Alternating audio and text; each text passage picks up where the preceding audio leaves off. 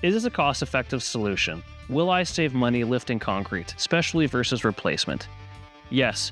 Replacing concrete is just so expensive nowadays. You're looking at the cost with having a crew come in, demo that slab, wreck that out, hauling that material to the landfill, re-prepping and re-pouring, and then ultimately you can lose time with that as well. So concrete lifting is not only a much quicker, cleaner process, it's going to save you money in different ways that you know.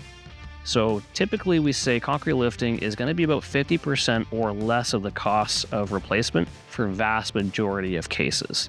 So when you're replacing concrete, again, with all those messy endeavors that they're looking to do, we got to consider, like, sometimes, especially with contractors, the time it takes for that concrete pad to cure can set back processes and different operations, which we all know time is money. Concrete lifting, things can be addressed in typically a matter of hours, sometimes just a few days, depending on how large scale that project is. And you just can't put a dollar value on time. It is very, very quick.